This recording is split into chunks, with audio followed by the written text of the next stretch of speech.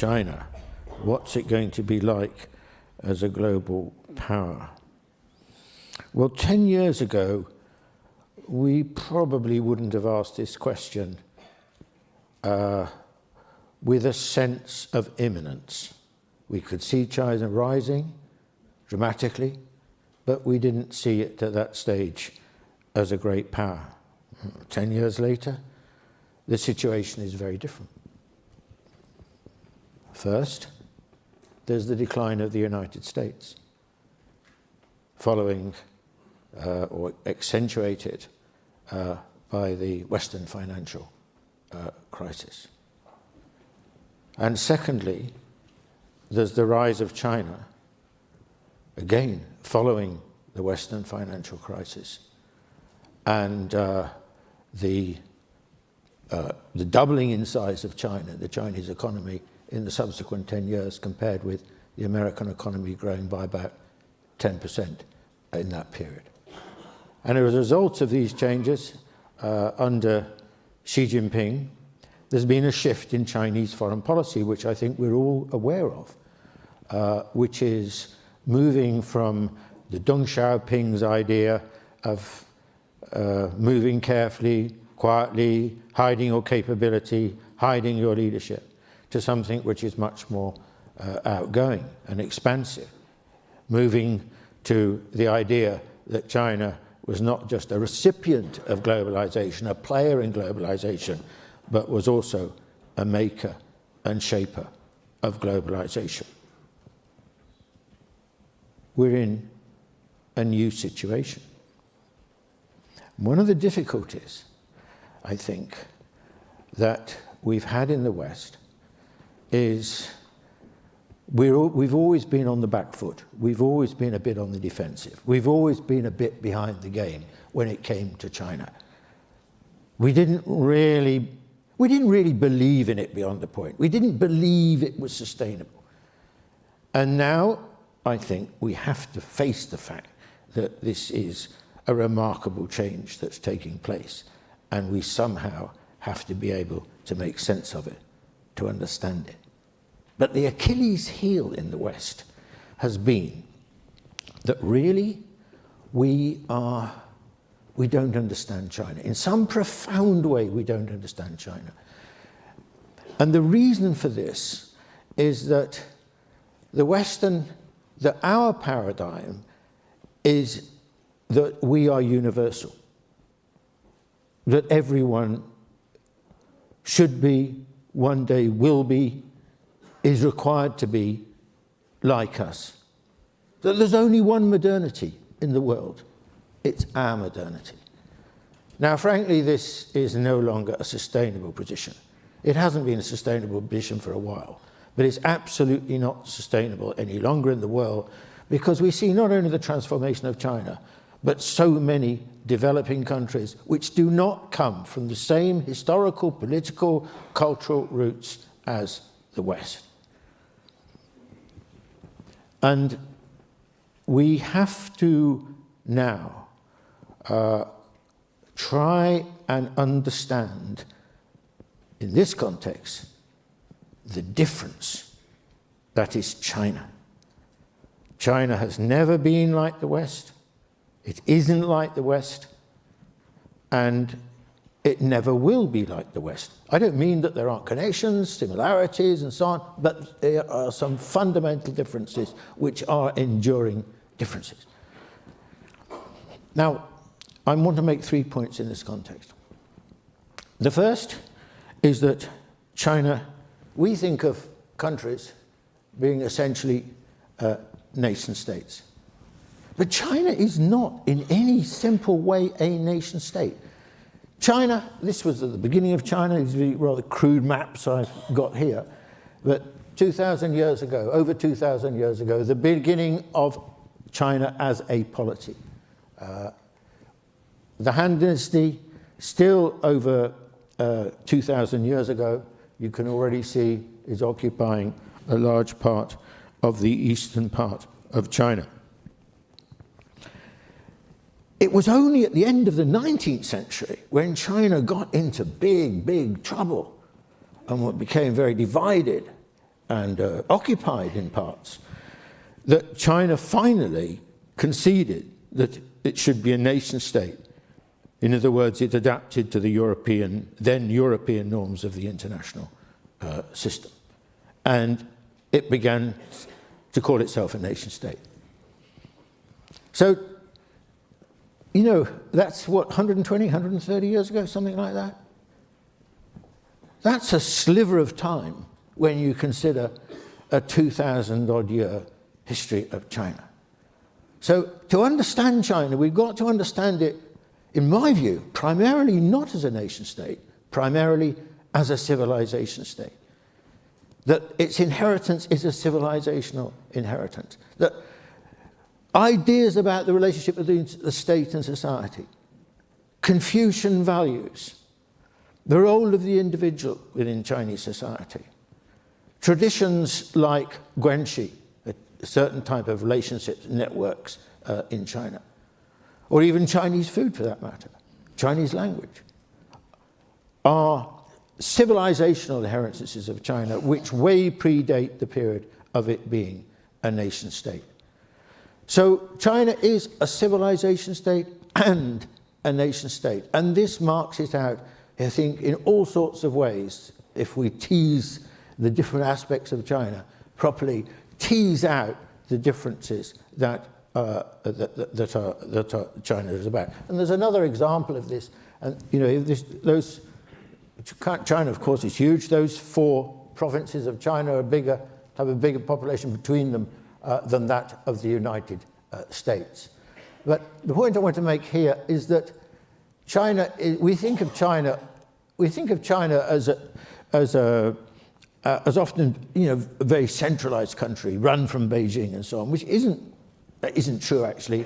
It would be impossible to run a country the size of China, 1.4 billion people nearly, from Beijing. China has many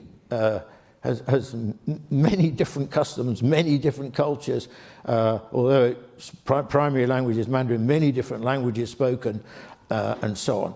And so China learnt over a long historical period, pre-communist period, I mean, I'm talking about the imperial period, that the only way that China could really operate and could hang together was if it was on the basis of a certain sort of respect for difference, if you like, or to put it another way, one civilization, many systems. And so, for example, this lives on today. If you look at the handover of Hong Kong in 1997, Deng Xiaoping's idea was one country, 2 systems. Very different way of thinking to that of a nation state, drawn from the tradition of Chinese civilization. A nation state would never think like that. I mean, German unification, it was one nation, one system. That's our tradition in the West. That's where it comes from, our history. Likewise, the tradition of one country, 2 systems comes from a different civilizational tradition. So this is very fundamental. Or take another crucial difference about China, which is the relationship between state and society. Now and I understand this, and you know, I've been through this myself, we think of governance in countries as essentially about universal suffrage, multi-party system, and China doesn't have that. And for that reason, we've long believed in the West that the Chinese system, as we know it today, is unsustainable, is illegitimate. But I don't think, if you look at the work that's been done on Chinese governance, if you look at the Pew Global Attitude Surveys and so on, about the levels of satisfaction amongst the Chinese with Chinese governance, that's a really sustainable position. It's clear that the Chinese governing system, hugely different though it is from our own in the West, enjoys a great deal of support and legitimacy. But what is the nature of this legitimacy? It can't be the same as ours, because we see it in terms of that democratic tradition that I've just described. Now, in China, the difference is, I think, crucially based on 3 factors. First of all, the state is seen as the guardian and the embodiment of society. This is inconceivable that this would be the case in the United States, but in China it is the case, and it goes back a long time. We're not just talking now about periods since 1949, we're going back 2,000 years for this tradition. Secondly, the idea of governance in China is drawn powerfully from the notion of the family. I mean, Confucius' idea of the role of the emperor was that the emperor should model himself on a good father. It was a patriarchal tradition, of course, then. And so it was a family unit that acted as the microcosm, if you like, of China as a country. Or thirdly, the tradition of meritocracy, the importance of meritocracy, which goes at least back to the Tang dynasty, 1500, 1600 years ago. So these are things which together, the Chinese see governance in a different way to the way we see it. And it can be, as we've seen, extremely effective. And the third and the final difference, which brings me to the subject of my talk tonight, is China's place in the world, China's role in the world. Now, it's strange to say, but Europe and China shared a very important thing in their prime period. They both, in a sense, regarded themselves to be universal. That they were superior forms of being, if you like, to those that existed elsewhere. But the way in which they interpreted this proposition was very different.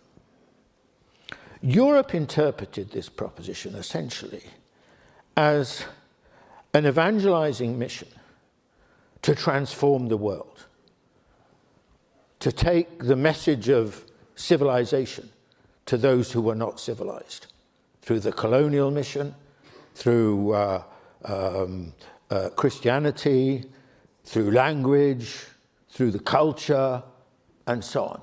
And I suppose the most extreme expression of this was the height of European colonialism prior to 1914. Now, China's interpretation of universalism was entirely different. China did not see it in terms of externalizing itself, because the Chinese idea of their universalism was, we are the Middle Kingdom. We are the land under heaven. We are the highest form of civilization. So why leave China? What's the point of leaving China when, as it were, we are all that could be? So the Chinese interpretation of universalism was essentially a stay-at-home universalism, whereas the European version was to go overseas, to go around the world. That's why the United States is the United States, because it was a product of that evangelizing mission of European civilization and European colonialism. Now, these differences are very important to understanding today the difference between, I think, the Chinese way of seeing the world and China's role in the world, and that of the West, the United States in particular, of course, as by far the most important Western country. Now, the characteristic forms of all countries that expand are firstly economic, that you cannot become a great power unless you have a powerful economy.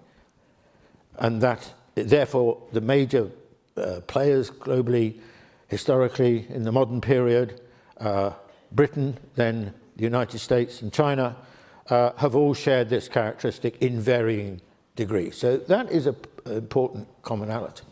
But beyond that, I think I would say, looking back at the history of the West on the one hand and China on the other, here we have a marked difference, a marked disparity.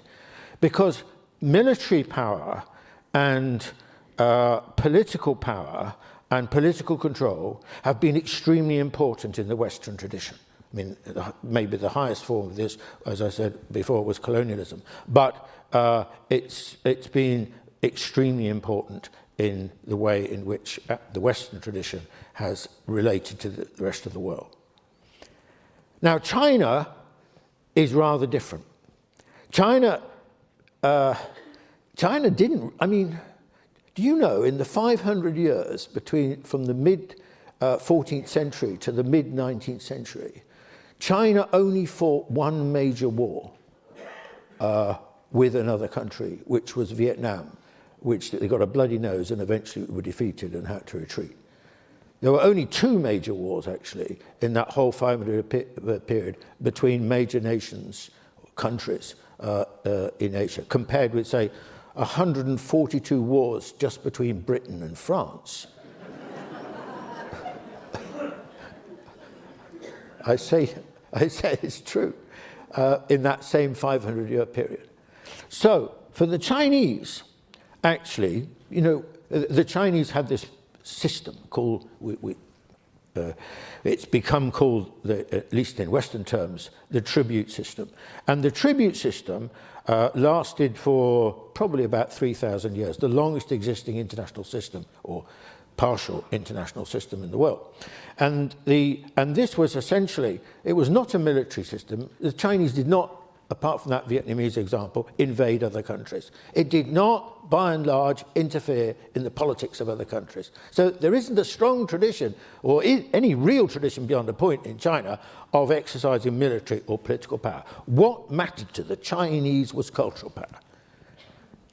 That if you were going to be a tribute state of China, then you had to recognize the role of the empire, the superiority of the empire, the land and the heaven, the middle kingdom, and Confucian values.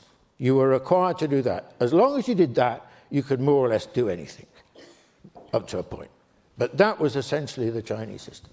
So we have here a very interesting point of departure in comparing the Western tradition historically and the Chinese tradition. Strong emphasis on military and political power in the Western tradition, strong emphasis on cultural power in the Chinese tradition. The economic power is shared, but it's also, I think, got to be said that in the future, Chinese economic power, because of demography, is likely to be much greater than anything we've historically seen, much greater, relatively speaking, than compared with the United States, even in its prime at the end of the 40s and 1950s. Okay, so this brings me, slipping through history, to the present. What are going to be, I can't cover all this ground, obviously, because there's a lot of things to say, but let's say, if I've got time, the 7 key characteristics or elements of China as a global power. Of course, they are, well, partly they're rooted in a reality, we can already say, partly I'm speculating and who knows whether I'll be right or not. My first point is indeed about China's economic power. And I think that, well, we have to recognize, and I think we do recognize, that China's economic transformation has been remarkable. Even now, well, as of 2015, it already represented 15% of global GDP. And I think the figure now is something like 16 or 17% of global GDP, which is remarkable given in 1980 China represented about 1% of global GDP. And the prospects, well, who knows whether this will become true, but these are some figures from Huangong at Tsinghua University, and this is based on GDP measured in terms of primary purchasing power, not exchange rates. It would be different if it was exchange rates. But in 2030 or 2035, these projections are always speculative. China would account for 1/3 of global GDP, which, by the way, is what China accounted for in 1820. So there is a tradition, if you go back far enough, of this, followed by India then. And of course, second here is India, at 19%. But the Chinese economy, bigger than the American and the EU economies together, and twice the size of the American economy. Now, many a slip twixt cup and lip. These kind of projections, I think, broadly speaking, will come true, but maybe significantly so. I mean, there's lots of things that could happen in the meantime that could change that situation. But I think that we would be, given recent history, we would be mistaken in not taking these kind of possibilities very, very seriously. And I think it immediately emerges here that actually China's economic power is going to be, as I mentioned, disproportionate compared with anything we've ever witnessed in modern times previously, disproportionate even compared with that of the United States. And certainly with Britain. I mean, did you know that Britain never accounted, even at its highest point, it accounted for about 8.5% of global GDP, and never larger than that, but was able to have an empire which was controlled 1/5 of the world and 1/5 of the world's population.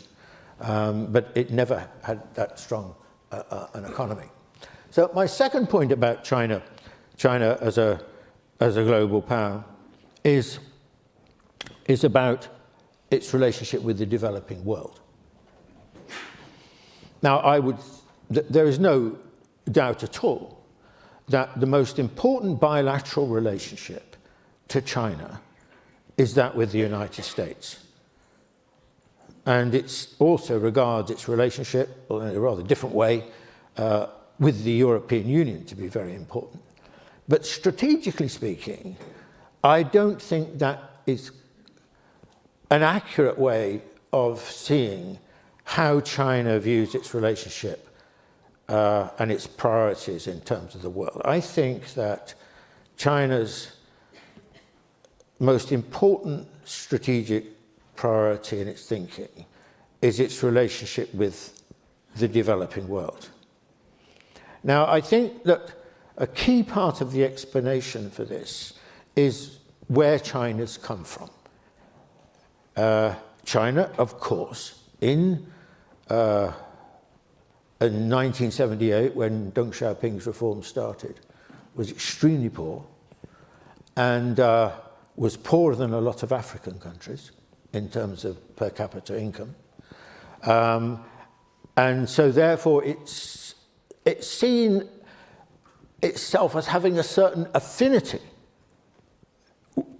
with the developing world, that it understands the problems of the developing world.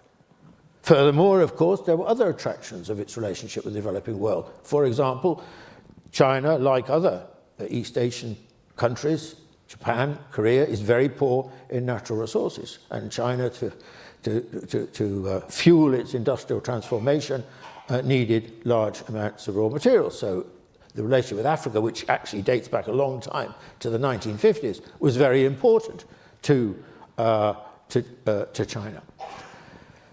But I think above all, it feels also that it understands developing countries. It understands what the problems of developing countries. And I think this is a fair proposition. And China is obviously much closer to that situation, that experience, and that need than the United States or European countries, which are much richer. And so the mind of the population in our countries, in the rich world, is very different, is in a different place to that of those in the developing world and in China.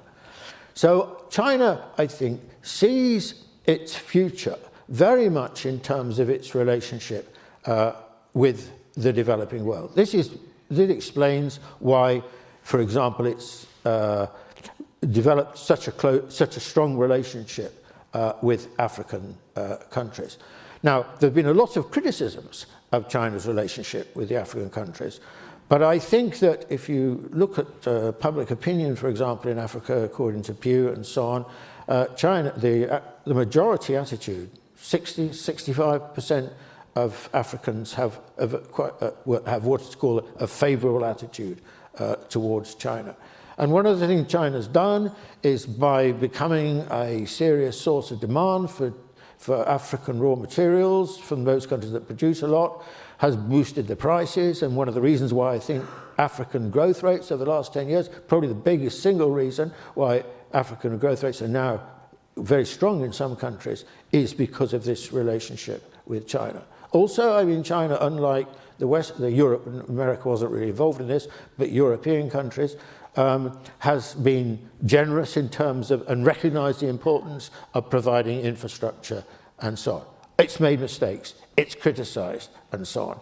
But I think that you can see from this, you know, the role that China has been playing.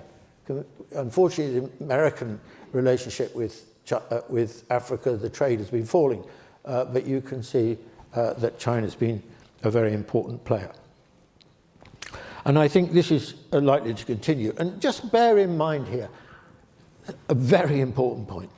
Do you know that in the mid-1970s, 2/3 of global GDP was accounted for by the Western world, which is roughly 15%, it's been declining, but let's say 15–16% of the global population. And only 1/3 by the developing world, where 85% of the world's population lives.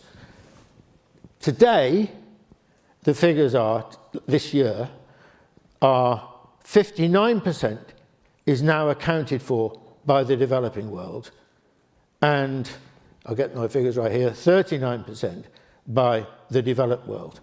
And the projection for 2030 is that the developing world, called South here, will account for 67% of global GDP and only 33% by the rich world. So China's relationship as a very populous developing country itself, but now an upper middle income country, you can see, thinking of the future, how important this is going to be to China as a great power. Third point, Belt and Road. Now, of course, this is not, in a way, you know, I think China sort of learnt a lot about dealing with the developing world, cut its teeth with Africa in the period of the last 20 years or so. And Belt and Road is, as you, I'm sure, are all aware, is a hugely ambitious project to transform the Eurasian landmass, where there are many, many very poor countries, although there are also rich countries. At the end of the Eurasian landmass is somewhere called Europe, which is certainly not poor. But the idea, I think, is this. The Chinese thinking in relationship to Belt and Road is, look, how did we transform our country? We transformed our country by economic growth based on very large scale, very usually large scale investment, usually state investment, and especially directed at infrastructure. I mean, you know, China does have, for a developing country, an extraordinary infrastructure of expressways, of railways, and a larger high-speed rail network than the rest of the world put together. China have really majored on infrastructure in a big way. And I think this has been so important to the development of China because it's created a connectivity across China, which has drawn the country together and allowed the market to develop in the kind of way that it has. And I think the Chinese thinking in relationship to Belt and Road is, if it worked for us, why can't it work for the many countries of Central Asia, the Middle East, Southeast Asia, and so on? Well, that I think is essentially the Chinese thinking in relation to the Belt and Road, and bear in mind that about 65% of the world's population lives in this landmass. Now, how's it gone? Well, they came out of the traps running hard. And a lot of money, a great deal of money has already been invested. And there's been a lot of enthusiasm hitherto from not all the countries in the Eurasian landmass, but I think there's 71 countries are lying along the route I should have put the, sorry, that helps us, doesn't it? It's always good to have a map, I find.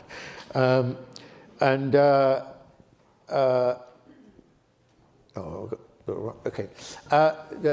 You can see the green lines are the land routes. The green lines and the red lines are the land routes, and the blue is the maritime route. So, Belt and Road. I know it's crazy language, but believe it or not, I always get confused about this. The belt is the land route, and the road is the maritime route. Can you imagine that? So I don't know why they just didn't stick to the name Silk Roads, because we all kind of know what that means, but there you go. So a lot of enthusiasm from many countries for the project, because they can see the possibilities of how their circumstances could be transformed. The two key countries that have not signed up for it and are Japan and India, and they were not represented at the big summit 2 years ago in Beijing. But many, many countries were at very high levels, usually often at the highest level of all.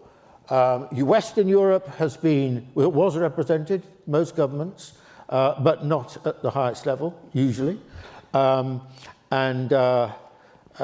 think that gives you a sort of rough picture of what the support, what the attitude was. Now, the United States attitude, as it was on the Asian Infrastructure Investment Bank, was to not get involved, not join in, and so on, and has recently been to develop an alternative approach. Personally, I think this is a mistake. I think the United States should get involved, because if it's not involved, then it's not a player in terms of the rules, the regulations, the projects, and so on. And personally, I think the alternative program will just be too weak in terms of its funding. I mean, China's throwing a lot of money at it, and I don't think America's in a position to do that at the moment, or for the foreseeable future. Now, it is also true, and must be emphasized, that China's run into some serious problems in different countries with Belt and Road. Notably Myanmar, Sri Lanka, Maldives, Malaysia, some criticisms in Pakistan. So what is the problem here? Well, the biggest criticism of China in this context is, the most recent criticism anyway, is that in extending loans to these countries, usually very good interest rates, around about 2%, these countries have taken on debt burdens, which will see them in big trouble. And I think that China has a problem in this context. Why? Well, this is a vast program, so some Chinese companies, some state-owned companies and so on, they rush into it, they want to do a deal, the Chinese banks are backing it, China Development Bank and so on, and they take on commitments which are excessive under the circumstances, where they need to go slowly rather than very quickly. I think a lack of political awareness, political nous. I mean, Malaysia, classic example. Malaysia historically has been quite close to China. Mahathir, I know, who I happen to know, is very pro-China, but he's been very critical of China in this context. Why? Because the previous government of Najib undertook these big commitments, got lots of loans from China, and put the country in a lot of debt. And now Najib was a particularly corrupt figure, and now Mahathir's cancelled, or not yet cancelled, but suspended some of the key projects like the East Rail route. So I think that there's a certain degree of sometimes greed, sometimes corruption, sometimes just rushing into things. Lack of knowledge about the political circumstances of different countries, lack of awareness of the importance of civil society and civil society organizations and so on. So I think that is very important. What's going to happen? Well, I think what's going to happen is the Chinese will renegotiate all these agreements where they're under a lot of pressure, and this will I don't think it'll bring Belt and Road down. I don't think the Chinese will let that happen. I don't think they can let it happen. But it is a warning to them. But in the longer run, what do I think? I think that Belt and Road basically is going to be successful. On what scale, I don't know. Remember, we're talking about a very long-term project. I mean, I don't think we're talking about 10 years or 20 years. We're talking about 50 years or more than that. This is a most extraordinary objective. But what I think is going to happen is, you can see this map here is by Danny Qua, who was at LSE, London School of Economics, and he tries to understand, try to work out very complex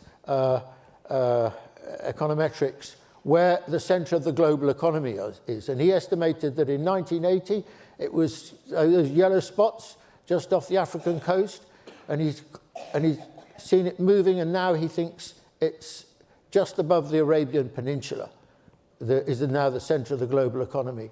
And he predicts it'll be, by 2050, on the Sino-Indian border. So, and the transformation of the Eurasian landmass as a result of Belt and Road can only accelerate and underline that kind of development. That's one point I would make. The second point I would make is that don't underestimate the kind of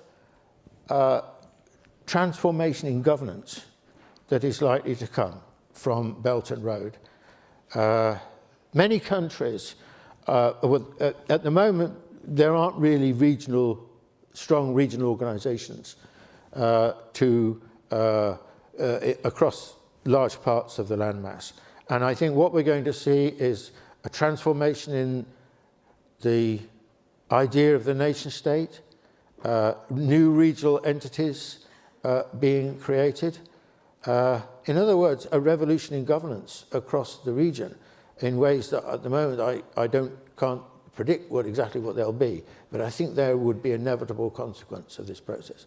And the other thing I think is almost inevitable, especially if Europe and the United States are not particularly involved in it, and that is the increasing importance of the Chinese renminbi as a currency in these areas, increasing importance of Chinese ideas about how these kind of projects should be organized, their legal basis, and so on.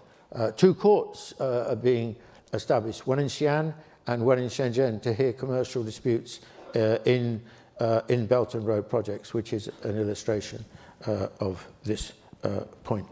So that is Belt and Road, and a very important project.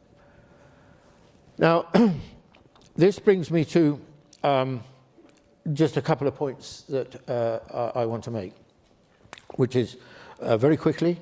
I think in terms of US-China relations, we shouldn't exaggerate the importance of Chinese military expenditure. China is not Russia.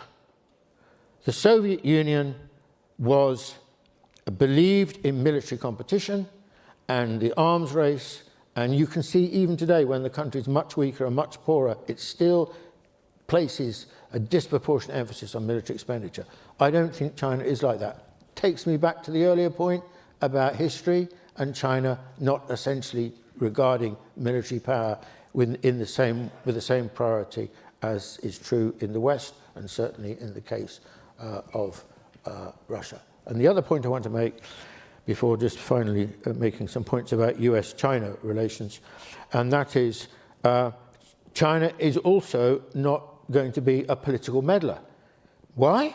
Because China thinks it's different, it's unique, it's not a model for others, and it has an agnostic attitude, actually, a relatively agnostic attitude towards political systems wherever they are. This brings me to my final points about the United States and China. We are now, as we all can see very clearly, in new waters, in new territory, as far as the relationship between the United States and China is concerned. The era that started with Nixon Mao in 1972 has come to an end. Why has it come to an end? Because the United States has shifted its position. Not just Trump, I think, but more widely across American society. Why has it shifted its position? Because I think for a long time, America saw China not as a rival beyond a point to the United States. It was a very, very unequal relationship. But we can all see that that balance has changed. And now there's a feeling in America that China in some ways is a threat, or certainly a challenge, to the United States. I would say, first, that it is impossible for the United States to stop the rise of China, unless we're talking about nuclear war, but then we're all dead anyway. The rise of China is one of these great, quite unusual historical moments of a fundamental transformation taking place in the world. I mean, the rise of Europe and the decline of China in the 17th and 18th century was also one of these great historical trends, historical periods. The United States cannot stop the rise of China. This is impossible. So it has to try and find a way of relating to China in this new context. Second point I want to make. The problem of the relationship between, the competitive relationship between China and the United States is not fundamentally about trade. It's fundamentally about innovation. Now, there has been a very strong view in the West that China was not capable of serious innovation, that China was good at copying, good at imitating, but when it came to creative change, radical change, China would not be able to succeed. Now, I think this was a profound misconception.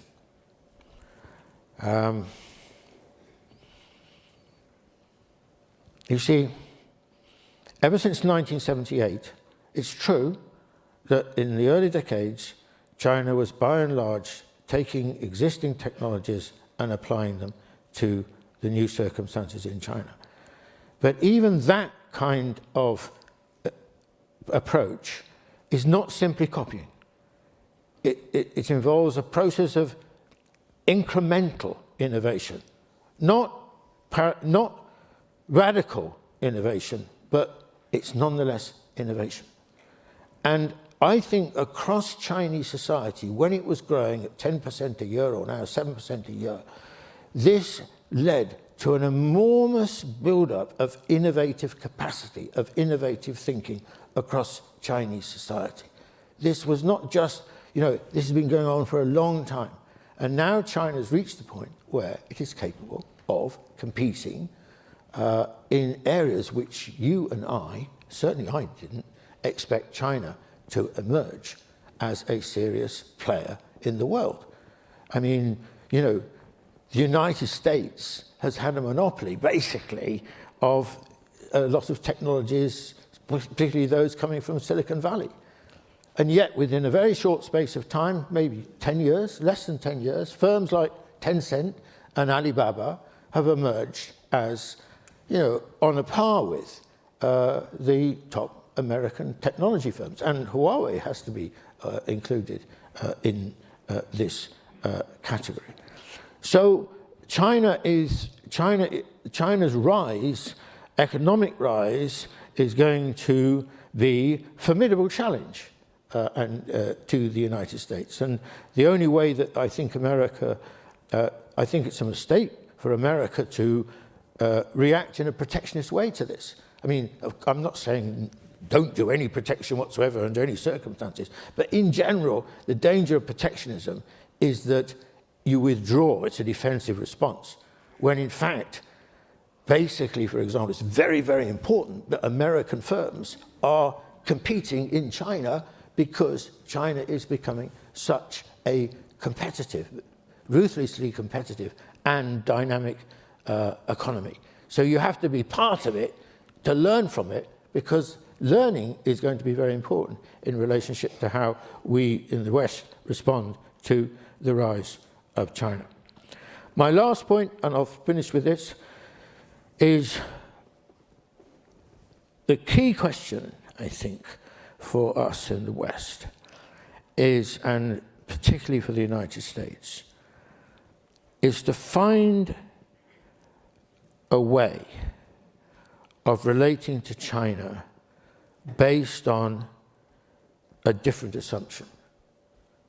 The assumption can no longer be we are number one in the world and we will just defend what we have achieved, because the situation has changed. China is a serious competitor in many fields now to the United States. So we have to do what my country has not been good at, my country being Britain, which is learning to live in a world which is not the same as we've lived in for a long time. And we've found it very difficult in my country. The Brexit debate is a fantastically good illustration of this. We found it very difficult to move on. And I think the great challenge for the United States will be how to live in a world where China is a peer competitor. What are the forms of cooperation and what are the forms of rivalry? This is the question raised in Thucydides' Trap by Graham Allison. How does the United States deal with this challenge other than putting up the barriers and becoming more military, for example, as a response? This isn't going to work. This cannot be the future. So this is the great challenge that faces the West, particularly the United States, in response to the rise of China as a great power. Thank you very much.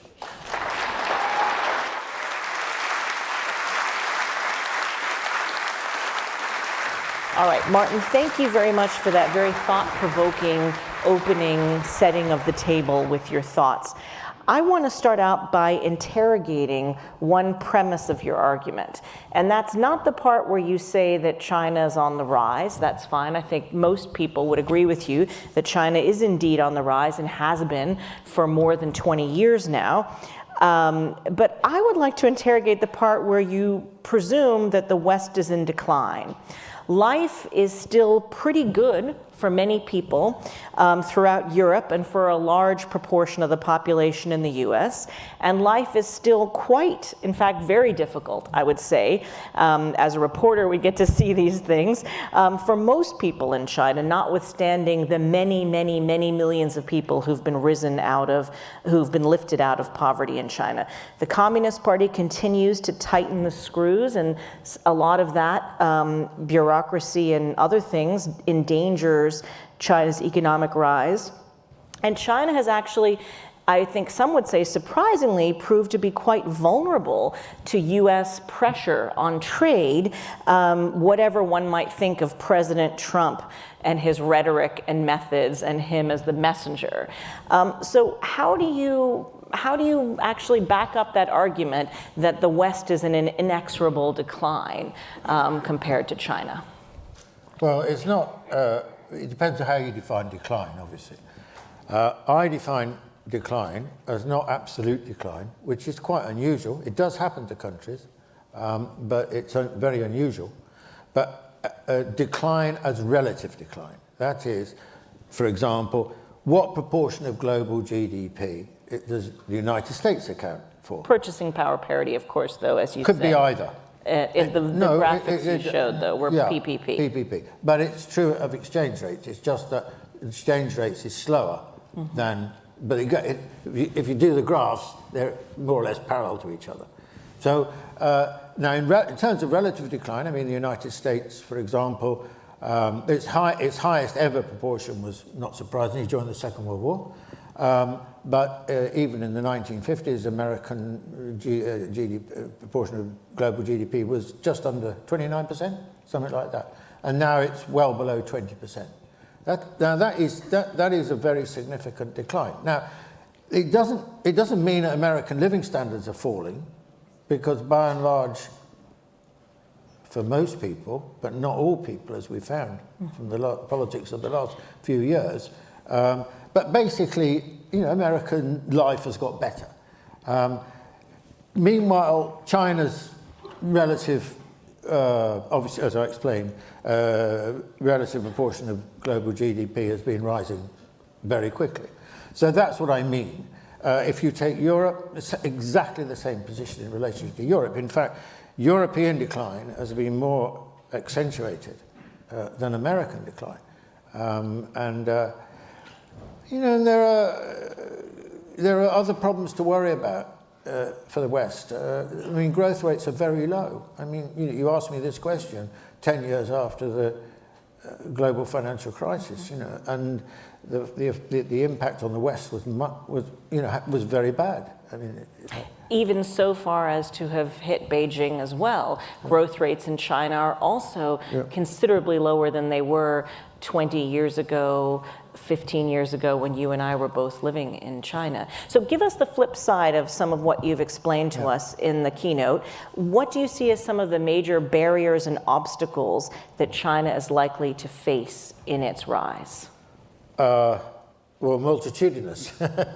I mean, if I'm giving this talk in China, especially 5 or 6 years ago, and the Chinese reaction was, we've got, you're exaggerating where we've got to. You're underestimating the problem. So and it is true that if you live in a developing country, then, and China is still a developing country, then you've got many different problems. The economy is imbalanced.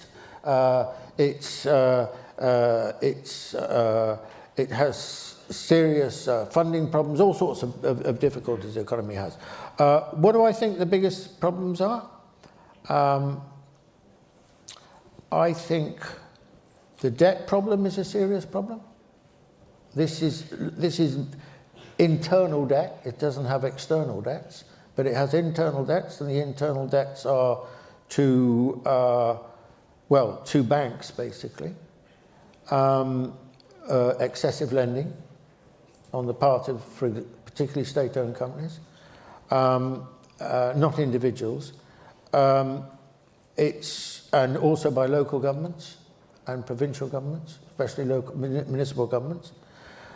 That's one area. Secondly, I think that the growth of inequality in China is an underestimated problem, in my view. And the divide between rural and urban, The and rural, interior, yeah. and coastal. Well, yeah, I mean, this is part of the problem of a developing country, because the way Deng Xiaoping's strategy was a sort of spatial strategy in a way, which was let's develop the south, the coastal regions, which is, you know, Guangdong, near Hong Kong, Guangdong province, Fujian province, and then up east, eastern coast, Shanghai, and so on. So their living standards are much, and their growth rates, but they're no longer their growth rates, but their living standards are much higher than, for example, central China, although central China being, for example, Sichuan province, Zhongqing, and so on, and much greater than western region China. Now, probably the consequences of that kind of equality, providing it doesn't persist indefinitely, because then it would affect the unity of the country, in my view, are not so serious. Because someone living in Chongqing or Chengdu don't know, you know, they don't measure themselves against someone living in Shanghai because it's like so far away. But when that inequality becomes, for example, inequality in Shanghai or Beijing, then, and you Which can already see exists. it, you can see it, it's very vivid, then that can become a serious problem. And add to the mix the migrant workers, who've been extremely important for China's transformation. I mean, they've done, let's face it, in labour terms, a lot of the heavy lifting of it. And they still are not, they still can't, you know, if they're living in Shanghai, they still can't get access to Shanghai education, hospitals, and so on. So they then, you know, they have, because their household rights are from their hometown and so on. And they've been talking about, as you know, reforming the hukou system, this household registration system, but they haven't got very far with it. So I think those kind of, I mean, you know, you could add, one of the good things about the Chinese is that when they face a serious problem, they do something about it. So, corruption, for example. Corruption was a really serious problem in China. And they did, and I think that they've made a singular dent on this problem. Inequality, I don't think they've really done very much at all on it. Well, I'm looking forward to tomorrow. Our first speaker is an expert on the Chinese bureaucracy, and I'm sure we're going to press her on how much of the corruption push is corruption versus elite Chinese bureaucratic politics, because we could have a whole conversation about that. Also, the economists who are going to be joining us throughout the weekend can tell us about the Gini coefficient and all the relative inequality, so we'll hear a lot more about it. All right, let's start out with some of our questions here in the audience. I saw this gentleman here raised his hand. Someone's going to be bringing a microphone right to you, sir. Jim Matlack, Rockport. You gave a spectacular overview. Thank you. But given the long civilization tradition as you described it, with the dominance of a paternal model, Confucian model, how would you describe the role and status of women in this modernizing China? Do they have, or can they ever reach parity? Thank you for that question, Martin. Was it Mao who said, women are holding up half the sky? Yeah, well, that's talk. It wasn't very true then. Big word. Actually, I think that, of course, if you look at many professions and so on in China, they're very equal. They're very gender equality is very powerful. But if you look, but I think there is and there's going to be, I think, a lot of conflict, gender conflict in China in relationship to this, which has already begun to express itself over the last 5 years in various developments. But I also, I think it depends on the professions. If you go now, in journalism, for example, the very large number of women journalists. In fact, I mean, I don't know the statistics for it, but this is based on my own, circumstantial evidence. There's been a big change. And if you look at the composition of students, for example, I mean, I teach at Tsinghua, Fudan universities and so on. And I don't know what the exact gender breakdown is, but there's a formidable proportion of women amongst them. So I think that there is change. But if you go to the party, if you look at a picture of at the Congress, it's almost male only. Yes. And if you would like to know more about that, I would recommend you to read a new book that's just come out by Leta Hong Fincher, who's a journalist turned academic who has her degree from Tsinghua University. It's called Betraying Big Brother, and it's about feminism in China today. The book just came out a couple months ago, and it's all about these last, say, 3 to 5 years of this rise of a feminist movement in China. So we'd get a lot of information from that. We have another question right here. Thank you. You've argued... Don't forget to identify yourself. Sorry. Tom Remington from Cambridge, Massachusetts. Yes. You've argued that we shouldn't regard China through Western eyes, that Western models of development don't apply very well. If you accept the premise that Marxism and Marxism-Leninism are a Western import, what do you think is the future of communism, the ideology, the Communist Party, especially given that Xi Jinping is intensifying China's commitment to communist ideology? Oh, great. We got a political science question there. The unacknowledged Western import. Well, you're right.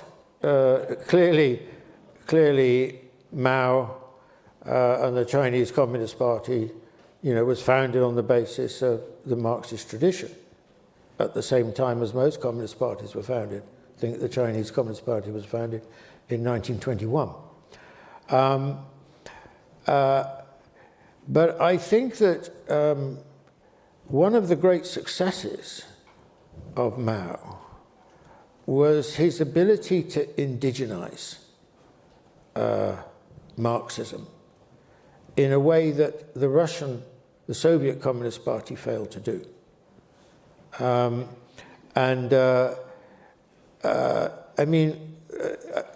one of the consequences of this was growing friction, which we should not forget, between the Chinese Communist Party and Stalin and the Soviet Communist Party later on as well, leading to the breach at the end of the 1950s between them. So, for example, the traditional Marxist position was that the working class is the leader of the socialist revolution, is the vanguard class and all that kind of stuff. Now, Mao's position was the opposite to that. Mao's position was that the peasantry in China would be the mainstay of the revolution. And of course, that is exactly what happened, which was the opposite of what happened in the Soviet Union. And one of the reasons why the Russian Communist Party from immediately after the revolution was in big trouble was because it represented such a minority of the population, so it was very dependent on authoritarianism. Now, the Chinese Communist Party, I'm not saying it wasn't authoritarian, but because it had a mass basis in the countryside, it enjoyed much greater support than happened in Russia. And I think one of the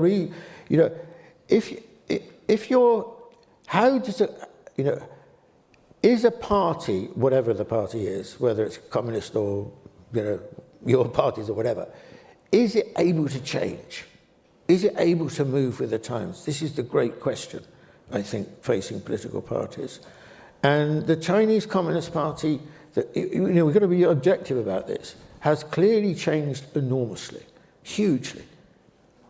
It's abandoned a lot of its old ideological positions, but not everything. So I think that the success of Mao was originally this ability to give the Chinese Communist Party Chinese roots. Well, socialism with Chinese characteristics was the phrase, of course. But if we're going to have a conversation about the peasantry, well, then we might have to bring up the whole Cultural Revolution, Great Leap Forward. That could take us down a whole other path. So That's another few questions. That's another few questions. I got a signal that we have a question from one of our remote locations. The question is from George West in Newbury, New Hampshire. Who says, who attends Dartmouth, it looks like, will the success of China force a change in our democratic system, and what are the chances of this happening? Well, I think that, this is a very important question. Nice and brief, but a big question, which is, to what extent is what's happening in the West now a consequence of the rise of China? It's not a stupid question. You see, what we've had the financial crisis. We've had the impact that had economically, which was dire, the worst hit since the 1930s. And then we've had the political consequences of those economic consequences. And the political consequences have been a very big challenge to the governing classes right across the West, including here, and a serious decline in support, certainly in Europe, for all the major parties, Social Democrat and right-wing, conservative parties, and a growing loss of faith of people, or a shaking of faith of people in the democratic system. Why? Now I do think that it's not the example of China, because China isn't. I don't think people in the West see China as an example, and I don't think that they'll learn certain things from China, but we're never going to go down that path politically, because our traditions are completely different. But the impact of the relative decline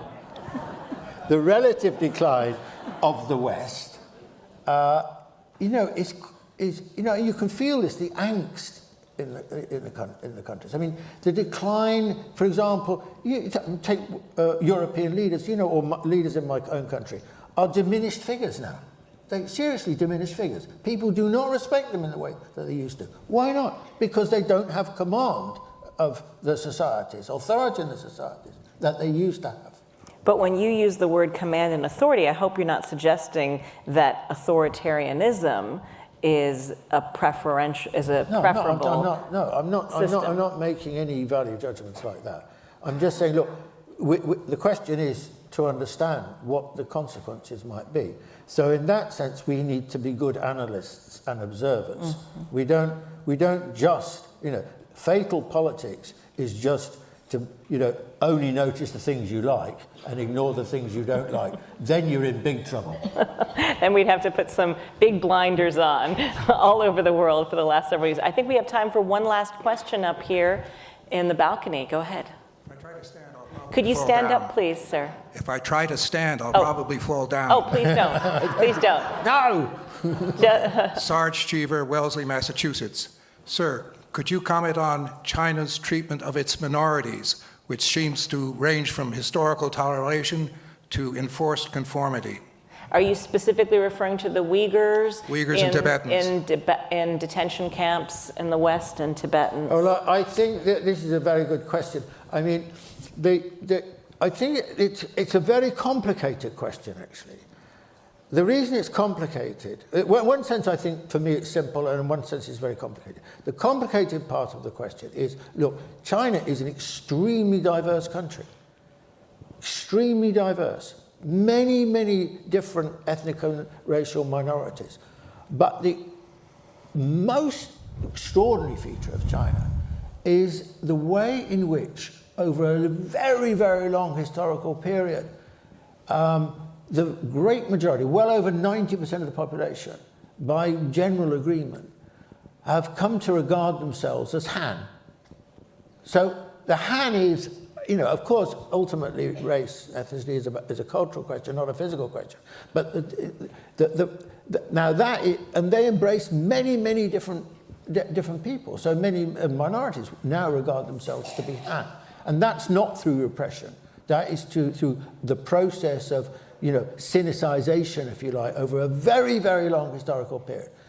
And I think Confucian, the Confucian tradition had two sides to it. One was very open to difference and minorities, and that was when essentially they were confident, and at other times very defensive and exclusionary, which was when they were on the back foot.